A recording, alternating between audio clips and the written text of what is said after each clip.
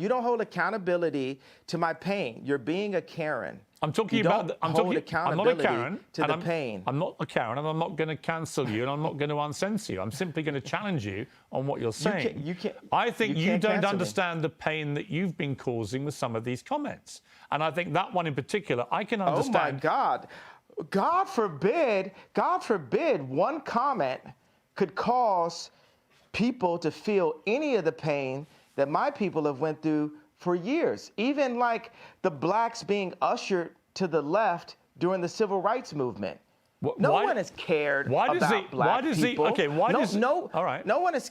Let me say, I agree that the racism against black people has been utterly deplorable, shameful, unacceptable, and thank God the world is beginning to move to a better place about the way it has treated black people like you. However, one form of racism doesn't justify. It's almost in a better place. Well, one form of racism doesn't justify another. It's not a better place. I'm not cutting you off. I'm finishing my sentence so you can respond. One form of racism. It is racism when you say I'm going DEFCON for Jewish people. I was in a position where I've been hurt, and this is the way I had the right to express myself. The point of this interview is for you to question me, and then for me to answer and say, okay, even though the same rules are not applied to my people, if a person with a gun or drugs is pulled over and has three other people in the car, they're all going to jail. I'm not going to apply that to Jewish people for the sake of this conversation. Isn't that what you wanted? But you know what you did? You tried to civil rights me. You tried to pull me back to a week ago, but we're here today. There's been plenty of conversations and commentary since that, but you want me to go back to 1960. No. You want me to go back to 7 days ago. All right, let me jump in. Here's what I want you to do. I want you to reflect. Okay, so have we grown? Have we grown? Here's how we grow. Yeah, here's how we grow. I want you to reflect. No, have we grown? Have we grown? You're not in charge of my growth. You're not in charge of my growth, Chris. Okay, let me phrase it like this. I'm about to suggest to you how you may grow if you choose to grow this way. And you can ignore me. You can ignore me. Piers, how much money are you worth? Not as much as you, sadly. Exactly. So take my advice. Maybe you'll get richer. I would love to take your business advice. Why would I listen to you? Why do you hear what my advice is and then work out if I'm wrong? Can we do that deal? Well, the thing is, you haven't given me any credit or a moment of reflection for the comparison that I made, the brilliant, if I do say so myself, comparison that I made to the cops pulling over one black person and locking everyone up. I understand what you're saying. And my tweet having issues. Wait a second, I wasn't done with the sentence.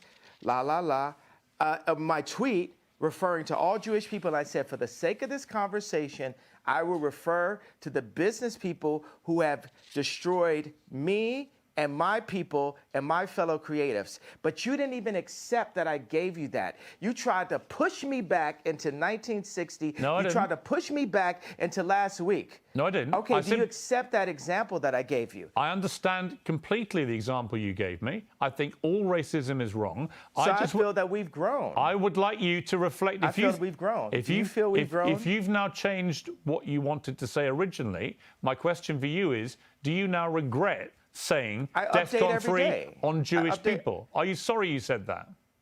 No. I think it matters. You should be. Absolutely not. You know, I will say I'm sorry for the people that I hurt with the DEFCON, the confusion that I call. I feel like I cause hurt and confusion.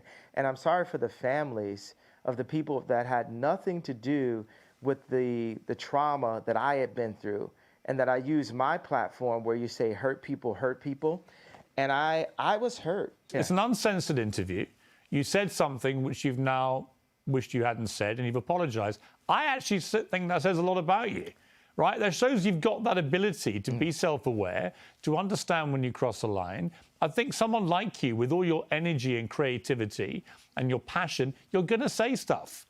The way that you talk constantly and in such an extraordinary manner, you're going to trip up. You're going to say things the wrong way. I don't think there's anything wrong in when you do that, doing what you just did and saying, look, I'm sorry, I crossed a line, I apologize. I want to say that it's wrong to hold an apology hostage, and I got to let go of that and free myself of the trauma and say, look, I'm just going to give it all up to God right now and say to those families that are hurt, you know, I really want to give you guys a big hug.